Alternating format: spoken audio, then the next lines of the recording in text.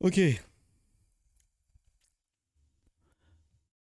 Elden Ring, la fin du cycle. From Software. Donc en gros, c'est se dire la fin quoi. Allez.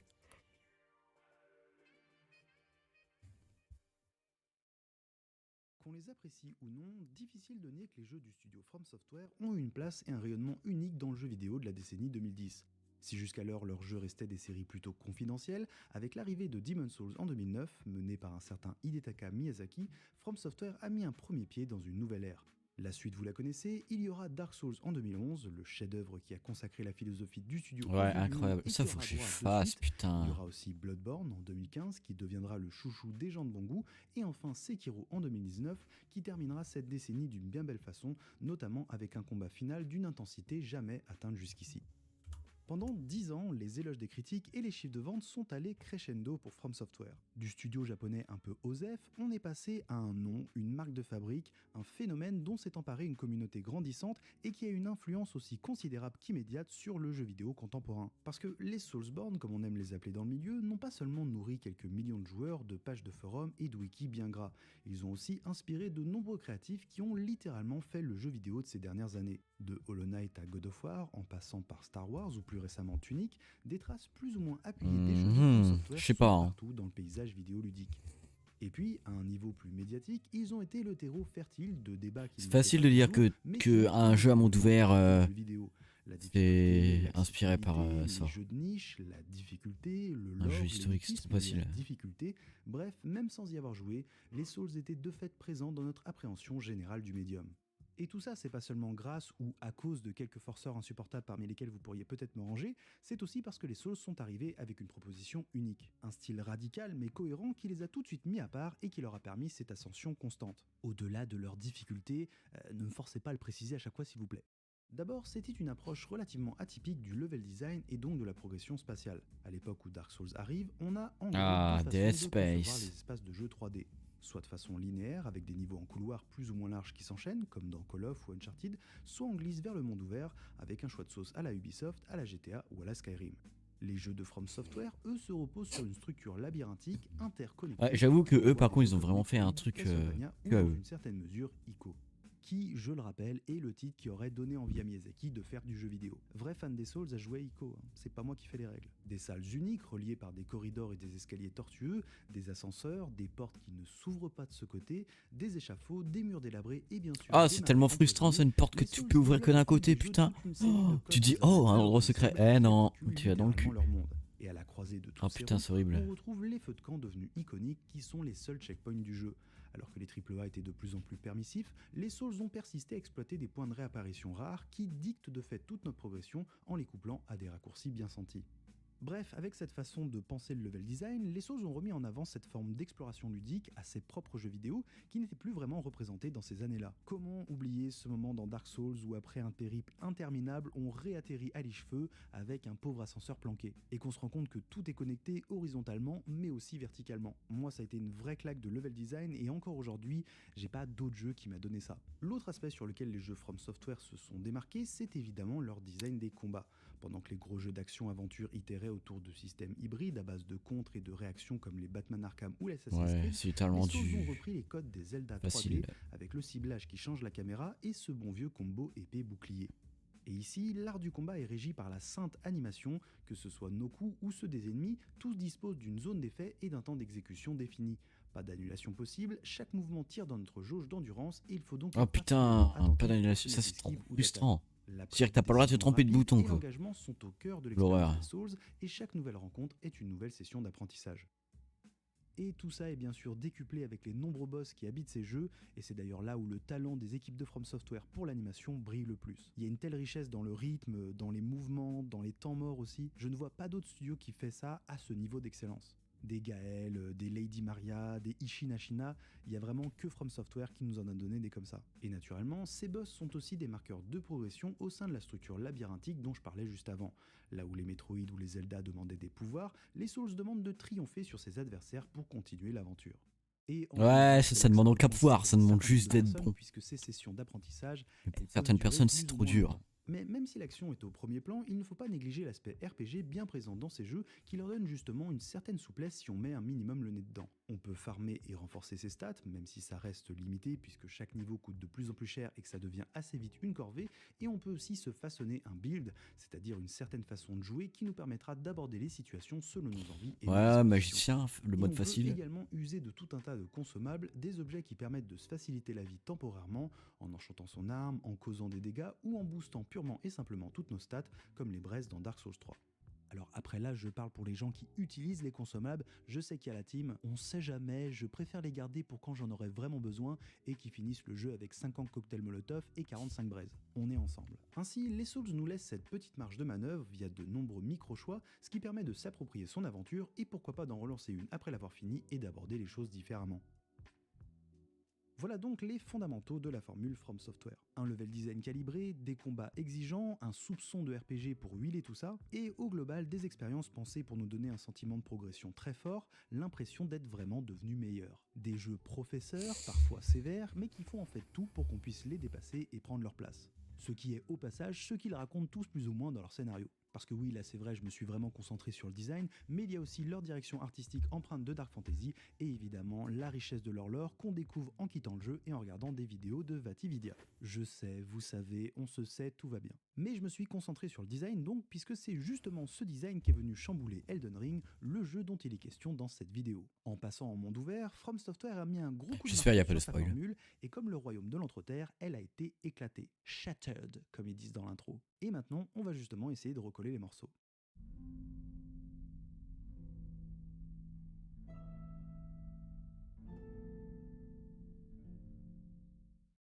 Pour construire leur monde ouvert, les équipes de From Software se sont inspirées des références en la matière, notamment Skyrim et Breath of the Wild. On retrouve donc un espace de jeu construit Ouais, sur bref, de grandes tu peux le faire étendues, dans l'ordre que des tu veux, le reliefs jeu. qui ouvrent et coupent l'horizon, Comme et Breath des of the accès à des Wild. petits niveaux souterrains, des galeries ou des donjons. Et surtout, Enfin, même, comme ces jeux, il y a quand Elden même Ring un nous petit offre une ordre liberté de base. d'exploration quasi absolue, en ne contraignant notre passage qu'à de très rares endroits, et encore, il y a souvent Ouais, mais moyen de ceci tester était en inspiré cherchant par les Shadow chemins of the dérobés. Colossus. Fini donc les feux qui s'ouvrent sur 2 couloirs, dont un qui se finit par une porte bloquée, bonjour les sites de grâce au milieu de nulle part, avec tout au plus une flèche de lumière qui nous indique la direction du prochain site en partant de celui-ci. On enfourche notre cheval et c'est parti, on peut rider plus ou moins jusqu'où on le souhaite, la limite n'étant que notre Rider. curiosité et notre capacité à slalomer entre des ennemis un peu trop énervés.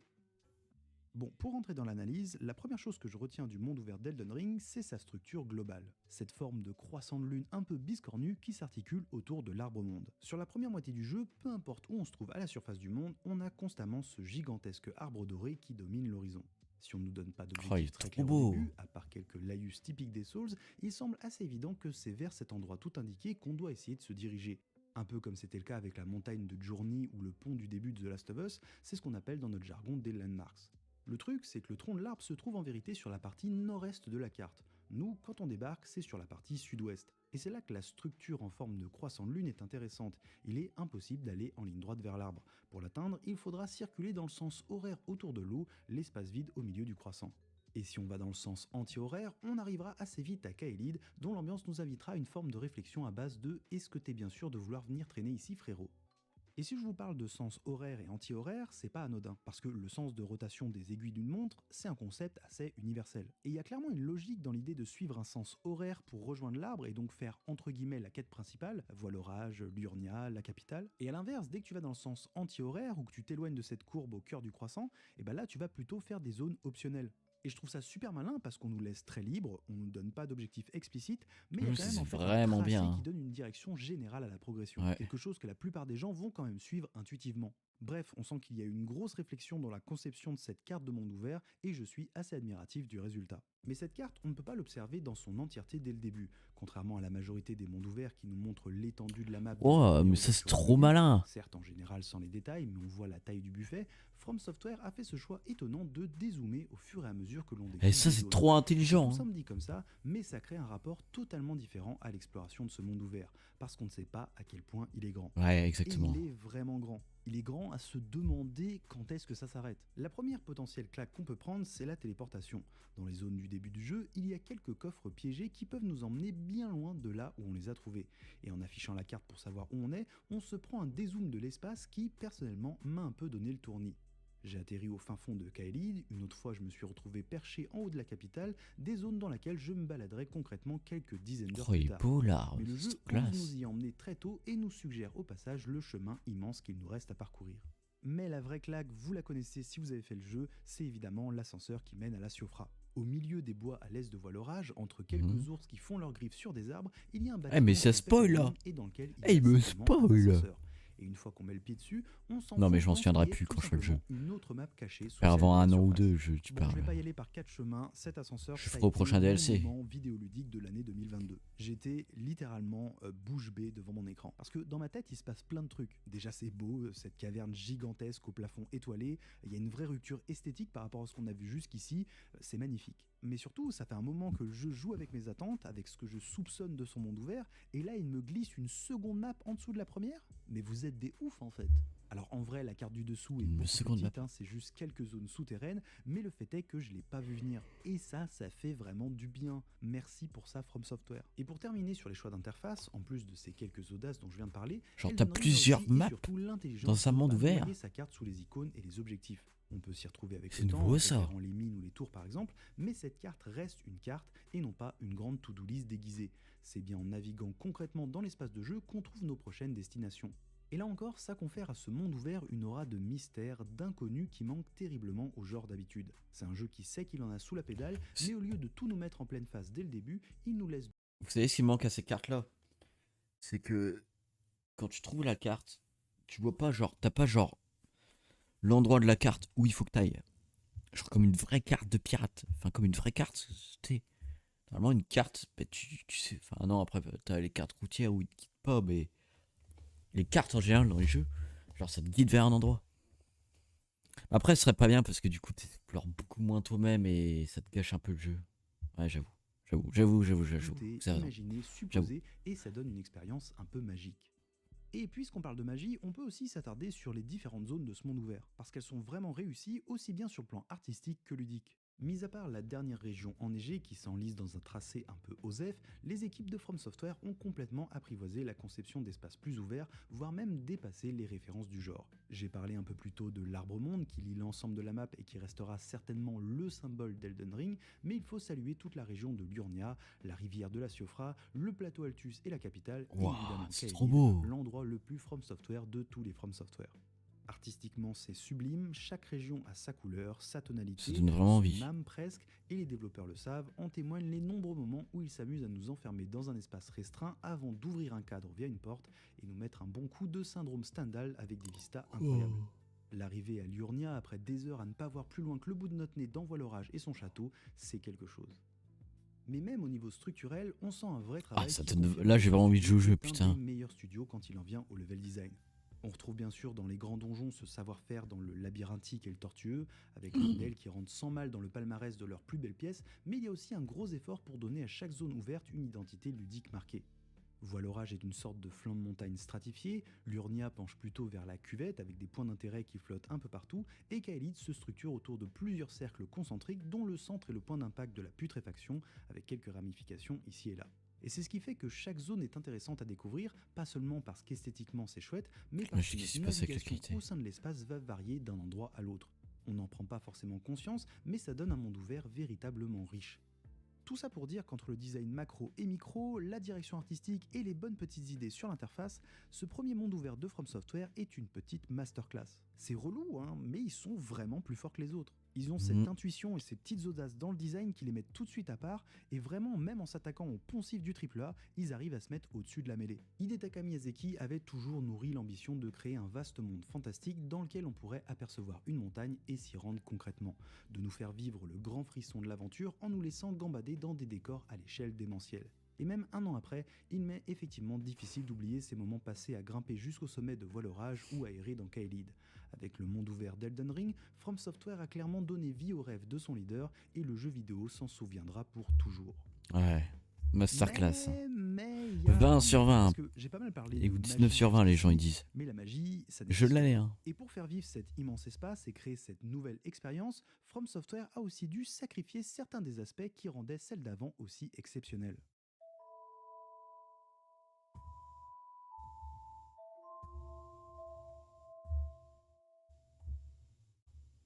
La différence fondamentale qu'apporte le monde ouvert d'Elden Ring par rapport à la formule des Souls, c'est évidemment sur la tension entre la progression spatiale et la progression mécanique et statistique. Comme je l'ai expliqué en début de vidéo, auparavant ces deux formes de progression étaient intimement liées, nouées notamment par les nombreux boss qui font office de murs à passer au sein des structures labyrinthiques du jeu. Mais oh, Concrètement, il est les Souls, dégueulasse ce c'était ça. mec Quand là. tu tombais sur le démon Capra ou Ce le Père monstre là. Gascogne, bon, Waouh. tu pouvais tourner un peu pour gratter quelques niveaux, mais concrètement, tu devais passer le tête-tête si tu voulais continuer à jouer. Dans Elden Ring, ça c'est fini. Là, quand tu tombes sur Margit, si tu te prends une rouste un peu trop sévère, tu peux lui dire « Allez, à dans 12 heures, hein, bisous !» Et c'est 12 heures que tu vas passer à jouer et découvrir d'autres trucs cool. Ah ouais, et du coup Évidemment, tu ça peux fait d'Elden farm. Ring un jeu beaucoup plus abordable. Non seulement on évacue complètement cette frustration d'être bloqué, mais en plus, la progression statistique qui n'était possible que par le farm auparavant se retrouve naturellement dans l'exploration du reste du monde, complétée par des nouveaux items ou armes trouvées en chemin. Et ça, c'est très intéressant parce que ça nous donne des choix à faire, ça nous donne du pouvoir sur notre expérience de jeu. Mais comme chacun sait, avec tout pouvoir vient son lot de responsabilités. Et là, de fait, le jeu nous donne la responsabilité de l'équilibrage. Et quand c'est pas toi qui as designé le jeu, bah y a de grandes chances que tu l'éclates. Parce qu'en plus des nombreuses fois où j'ai effectivement pris le parti de me barrer d'une zone ou d'un combat parce que je préférais revenir plus fort, j'ai aussi senti à l'inverse des moments où j'arrivais un peu trop tard et donc un peu trop puissant. Ça a été le cas notamment dans la zone au sud du début, que j'ai exploré quelques temps après avoir battu Margit alors qu'elle n'est pas vraiment équilibrée pour. Mais ça, je ne pouvais pas le savoir. Et très honnêtement, Ouais, moi c'est ça me dérange chiant pas tant que ça ça. d'être overpowered. Il y a un petit côté récréation qui n'est pas Ah déplaisant. là là. Mais ça n'enlève pas cette sensation de ne pas vraiment être en phase avec le jeu. Ce truc Ah de ça j'aime bon en pas. vrai ça doit. Ça casse tout. Ça casse tout. T'as des zones. Il faut que tous les ennemis soient constamment à ton niveau dans le jeu. Faut pas qu'il y ait une zone où ils sont moins forts, une zone où ils sont plus forts, etc. Faut qu'ils soient toujours au même niveau. Ou alors, je suis fatigué, zombie. Ou alors, faut une zone où ils sont plus forts que toi pour dire c'est pas maintenant. Mais il faut jamais d'endroit où ils sont moins forts que toi. Ça pète tout le jeu. Ça détruit tout le jeu. Devrait pas se passer comme ça. Bien Il doit y sûr, ce avoir n'est du pas level inhérent scaling. à Elden Ring. Tous les mondes ouverts ou presque doivent faire face à cette problématique. Et l'autre façon de gérer ça, c'est d'augmenter le niveau de tous les ennemis en même temps que le nôtre, ce qui garde l'équilibre mais sape assez Voilà, fortement le qu'est-ce que je sentiment de dis? progression. Ça peut être un peu frustrant de devoir passer du temps à se farcir des rats ou des loups du début du jeu parce que ce sont devenus des sacs à PV. Il n'y a donc pas de solution idéale et quitte à choisir, je crois que je préfère encore celle d'Elden Ring. Mais ce qu'on gagne en liberté, on le perd en maîtrise, en calibrage de l'expérience. Alors que les Souls offraient une courbe de progression logique, ici on est plus sur un schéma en dents de scie et quand on enchaîne les pics ou les gouffres, ça peut Ouais, mais casser imagine, complètement le jeu. genre, tu finis le jeu. Tu finis le jeu. Puis tu te dis, oh, il y a des boss dans la première zone. Merde. Je les ai pas battus. Du coup, tu vas les rebattre. Tu les one-shot. Tu les one-shot. Et du coup, tu connais plus la sensation de putain, c'est dur et tout. Je tryhard et tout. T'as plus cette sensation-là. Ouais, ouais. Eh ouais, il faut du level scaling. C'est obligatoire dans un jeu. C'est totalement obligatoire. Mais ça encore, ce n'est qu'un tout petit point de débat par rapport à ce qui m'a vraiment posé problème dans Elden Ring. Parce que les Souls, c'était aussi des jeux dans lesquels il n'y avait pas trop de gras. Ils envoyaient ce qu'ils avaient envoyé et après c'était fini. Équilibré, maîtrisé, merci au revoir. Là, c'est plus tout à fait la même école. La première fois que j'ai rencontré un dragon dans Elden Ring, c'était un grand moment. Un premier combat à cheval, une nouveauté pour les Souls, en plein milieu d'une zone ouverte, j'en ai pris tellement plein la tronche que j'ai envoyé des messages à Maxime et Exerf pour leur dire Gotti incroyable quel banger. Ensuite, j'en ai croisé un deuxième. Pourquoi pas, un petit rematch, peut-être que ça veut dire quelque chose sur le plan du lore, allons-y. Et puis j'en ai vu un troisième, et un quatrième, un cinquième, un sixième, et déjà je traçais ma route sans même plus les calculer parce que la flemme. Et ce qui est vrai pour les dragons, c'est vrai pour un paquet de trucs dans le jeu. Les mines, les ruines, les geôles avec un petit boss, les avatars de l'arbre-monde, les Ah avatars ouais, il y a trop de corrompus de trucs. l'arbre-monde, les grottes, les cryptes, les tours magiques, les tortues ding-dong, les camps d'ennemis. En fait, si chaque zone a bien une identité artistique et structurelle marquée, sur le plan conceptuel, elle répète tout un même schéma d'activité comme on pourrait en trouver dans un jeu Ubisoft par exemple. C'est beaucoup moins explicite puisqu'on ne voit pas toutes les petites icônes sur la map, mais dans le fond, c'est exactement la même chose. Et quand j'ai capté ça, ma pensée sur le moment, ça a été, en fait, même si t'es From Software, si tu veux faire un open world, tu n'échappes pas à la matrice. T'es obligé d'y passer. Parce que pour faire exister un jeu sur une telle échelle, t'as pas le choix, tu dois faire du recyclage. Et je vais pas fondamentalement le reprocher à From Software, puisque c'est ce que tous les autres font, mais je trouve qu'ils ont eu la main particulièrement lourde, à tel point que ça a nui à la qualité de l'ensemble. Parce que toutes ces petites activités, il a fallu les remplir. Et là encore, rien ne se crée, rien ne se perd, tout se transforme. Si les premiers combats de mini-boss sont cool parce qu'ils paraissent uniques, on va vite constater que les chats mécaniques, les gus à tête de citrouille, les gargouilles, les soldats draconiques, les assassins des couteaux noirs, on va en bouffer à toutes les sauces, en plus fort, en double, en duo, etc. Et ça ne s'arrête pas là, puisque même des boss beaucoup plus gros, là aussi que j'avais envie de croire uniques, font leur retour dans d'autres parties du jeu. Une version fantomatique de Margit, un deuxième Astel, mais attention, il n'a pas le même nom à particules, et bien sûr les Laurel et Hardy blanchâtres qu'on doit littéralement affronter une demi-douzaine de fois sans forcer. Alors oui, Elden Ring a des boss Ouais, uniques, les donc Hardy, certains qui bâtard. peuvent prétendre se hisser en haut du panier de ce qu'ils ont produit, comme Oaralu par exemple, mais ils sont réellement noyés dans une masse de combats mis en scène avec une grosse barre de vie qui frise le ridicule pour moi. Les boss des Souls, en plus d'être des beaux objets de game design entre guillemets, c'était des rencontres uniques, des moments exceptionnels. Là, dans Elden Ring, c'est la routine en fait. Il y a plus de 200 boss. Tu peux jouer 1 heure et t'en farcir 4 ou 5, c'est possible. Et chez moi en tout cas, ça a généré une sorte de sentiment d'accoutumance qui fait que quand je rencontrais un nouveau, émotionnellement, il se passait plus grand chose. Sachant que l'autre problème qu'apporte ce trop grand nombre de boss et d'ennemis en général, c'est que le cœur du jeu, l'art du combat, atteint à mon sens son plafond bien avant qu'Elden Ring se termine. On peut faire beaucoup de choses avec des patterns d'attaque au corps à corps ou à distance, mais ce qui tenait très bien sur une trentaine d'heures dans Dark Souls ou Bloodborne devient logiquement moins viable sur le double, le triple, voire encore plus de temps Ah, ils ont si essayé on de décide rallonger le d'activer jeu. partout. Et si on peut saluer quelques efforts sur certains contretemps qui surprennent et des combats à cheval qui essaient au moins de bousculer l'ordre établi, quand on connaît un peu la maison, franchement on retrouve ses marques très vite et on ne s'égare qu'à de très rares endroits, sans même compter les nombreuses autocitations que le jeu se permet ici et là. Et oui, parce que tout ce recyclage, il est d'autant plus agaçant pour quelqu'un qui, comme moi, connaît bien les Souls. Ça fait 8 ans que j'en parle constamment, en vidéo, en audio. Ah C'est ouais, un peu c'est chaud, normal hein. si mon seuil de tolérance est un peu plus bas, sans parler de mon impatience chronique. Donc forcément, pour des gens pour qui Je Elden comprends Ring ce qu'il dit est en comme les vrai. Souls, bah ça va pas être la même. Et puis il y a plein d'autres gens pour qui ça pose pas de problème. N'oublions pas que tout ça est très subjectif. Mais le fait est que sur le dernier tiers de ma partie d'Elden Ring, j'ai ressenti une sorte de désenchantement. Alors qu'au début c'était l'aventure, l'appel de l'inconnu, à C'est la vrai que fin 200 j'étais boss, à c'est l'inverse dans énorme. du très très connu. Il Je arrive un n'étais plus moment, dans un espace genre fantastique 200 rempli de boss. mystères, Le jeu, j'étais il fait dans un pas jeu vidéo 200 heures, open hein. world avec tout ce que ça implique de C'est-à-dire que si tu veux remplissage tous les grand faire, métrage. À bien y regarder, le t'en fais passage dans plus ce d'un à monde l'heure. gigantesque a été Sachant qu'il y a des boss, plus tu vas galérer efficient pendant pour la formule 5-6 des heures. Souls. D'un côté, Et c'est d'autres ce que qui a tu vas permis faire à en Elden 10 Ring de donner minutes. vie à des ambitions et des sensations que tous les jeux C'est précédents chaud, du hein. studio n'avaient pu que suggérer. Tu t'as plus Cette la magie d'un grandeur boss. devant Je sais plus l'Urnia, trop ce que ça veut ce dire, un vertige en boss. arrivant à la Siofra, ce sentiment d'être plongé dans un monde inconnu qui regorge Bon, de ok, ça fait mystères, un en énorme voyant cette bestiaire, quoi, carte mais s'étend même. littéralement devant nos yeux, ça, c'était pas là avant. Et sur le design de cet espace, les équipes ont fait un travail admirable qui place d'ores et Est-ce déjà qu'il est ce jeu comme une nouvelle référence. surcoté? Mais de l'autre côté, c'est aussi cette grandeur qui malmène les forces historiques des Souls. Si le jeu a pu s'ouvrir à un public plus large, il souffre aussi de nombreux déséquilibres qui s'accentuent sur la durée, que ce soit sur le level design ou les combats.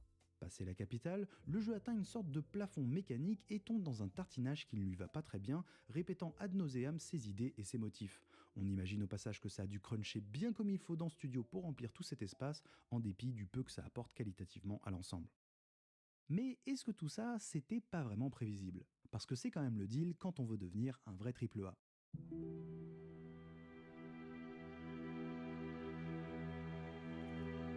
Est-ce que les autres, les prochains. Au moment où j'écris ces lignes, c'est-à-dire un peu moins d'un an après Est-ce sa que les sortie, prochains Elden Souls-like Ring se rapproche des 20 millions sont aussi d'exemplaires vendus. des À titre des de moves verts? comparaison, il avait fallu à Dark Souls 3 près de 4 années pour atteindre les 10 Ah oui, millions. Ça fait un moment qu'on sait que les Souls ne pas mal. correspondent plus vraiment à des jeux de niche, comme certains aiment encore les qualifier, mais avec Elden Ring, on vient d'entrer dans un succès véritablement populaire au sens noble du terme. Et quand on sait qu'aujourd'hui les jeux se vendent aussi bien, voire même mieux la seconde année après leur lancement, il y a moyen qu'ils tapent tranquillement les 30 voire même 40 millions à terme, ce qui le mettrait au niveau de Ce jeux serait comme énorme. Skyrim, The Witcher 3 ou même Red Dead Redemption 2. Ah Et je sais pas comment ouais! vous l'avez vécu, Ah vous, cette ouais, c'est période qui devenir entourait une la sortie énorme du jeu, référence mais comme pour ces moi, jeux-là. c'était un sacre, un vrai Ah couronnement. ouais, Bon, les sorties des Souls, pas ça m'a mal. toujours un peu buzzé, mais d'habitude, c'était surtout avec les débats éclatés sur la difficulté. Là, on a bien eu 2-3 Je trucs ferai chrono, quand il n'y aura mais plus de jeux à c'était rien faire. comparé Quand à j'aurai plus de jeux à l'engouement faire. général sur le jeu. On était en Quand mars j'aurai plus et de on let's play savait à faire. déjà que c'était le Quand j'aurai GOTY. plus de let's play sur la C'était chaîne, je ouf. ferai. Et pour quelqu'un qui suit le studio depuis un moment, et encore moi je suis pas là depuis le début, franchement, j'ai vraiment eu l'impression de vivre un truc historique. Le moment où ce studio qui grimpe depuis des années prend enfin la couronne. Et c'est trop cool à voir ce genre de basculement. Mais comme j'ai essayé de le montrer dans cette vidéo, cette prise de pouvoir, elle a quand même été permise par un mariage entre guillemets. Pour monter sur le trône, From Software a dû unir sa formule à celle du AAA, l'open world, qui vient avec ses forces et ses faiblesses. Et ça me fait penser à deux choses. La première, c'est que 15 ans après que cette mode se soit vraiment lancée, l'open world est encore et toujours l'ultime horizon vidéoludique pour les gros jeux solo. Peu importe la formule, peu importe le genre, c'est comme si c'était obligatoirement la dernière étape de l'évolution, ce qu'il faut atteindre ou au moins ce à quoi il faut aspirer. Que des structures plus linéaires, segmentées ou interconnectées ne seront jamais suffisantes pour... T'imagines un jour Call of convaincre Duty fait un open que sans world? une incursion dans des grands espaces et Ça des existe activités déjà annexes à foison, dans Call une of mise Duty. en jeu spécifique ne sera Ghost jamais Recon. allée au bout de ce Oh. qu'elle peut faire.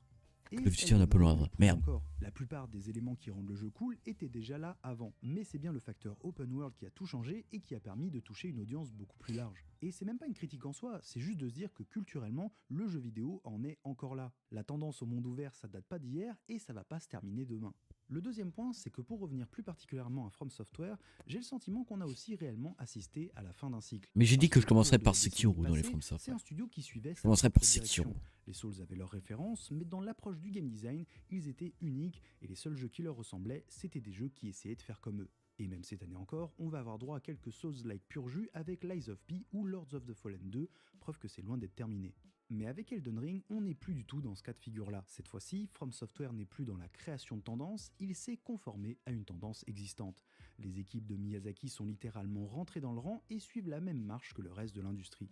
Et oui, ça n'empêche pas Elden Ring d'être un des meilleurs gros titres de ces dernières années. Oui, nul doute que d'autres studios vont s'en inspirer sur certaines de ses idées. Mais ceci étant dit, c'est un action RPG en monde ouvert comme Assassin's Creed, The Witcher 3 ou Skyrim. Il n'y a pas de vision d'aigle et les combats sont bien, mais on a les mêmes piliers de jeu. Et personnellement, je pense que si j'ai eu autant d'amour pour From Software ces dernières années, c'est parce que justement, ce n'était pas ça. Les Souls, en plus de leur qualité intrinsèque, me donnaient une offre alternative à l'hégémonie des open world façon buffet à volonté. C'est ça qui les rendait si précieux à mes yeux. Mais maintenant, ça c'est peut-être terminé. Et bah c'est pas si grave en fait. Parce que, comme je l'ai dit, je pense que c'était le destin de ce studio. S'il voulait atteindre de nouveaux sommets, il fallait... Ce jeu, passer il va par me faire cette péter étape, un câble, parce je que le c'est sens. ainsi que le jeu vidéo est fait. Et Mark quand on voit le nombre de gens qui C'est ont pu devenu un découvrir mème. et kiffer avec Elden Ring, ce serait vraiment cracher dans la soupe que de ne pas s'en réjouir. Sans compter que le potentiel pour que ça dure quelques années est bien là, que ce soit par le biais d'un DLC ou carrément d'une suite, la nouvelle licence de From Software n'a pas fini d'occuper l'espace médiatique et nos machines. Le règne ne fait que commencer.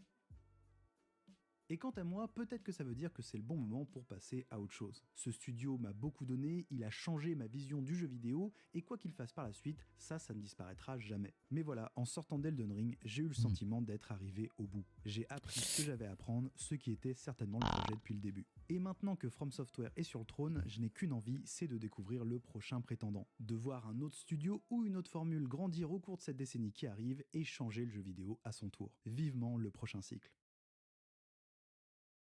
Merci d'avoir suivi cet épisode, ça y est, From Software... Très belle c'est parole qui vient de fini dire notre sur ami. Games Dor. Non, je plaisante, il y aura très certainement encore quelques morceaux par-ci par-là, mais je suis impatient de vous retrouver dans les mois qui suivent pour parler de plein d'autres choses cool. Si ça vous tente, venez nous soutenir sur Tipeee ou Utip, on a besoin de vous pour faire vivre la chaîne. Pour le prix d'une baguette ou d'un café, vous pouvez financer cette émission. Bon, très bonne vidéo. Hein. Game Dexter va s'abonner et lâcher un like. Faut du contenu gratuit. Hein. Ouais, mon pote. Bon, c'était Elden Ring sous-côté. Hein. Ou sur-côté. J'en sais rien. Que si vous aimez, n'oubliez pas, abonnez-vous et lâchez un like.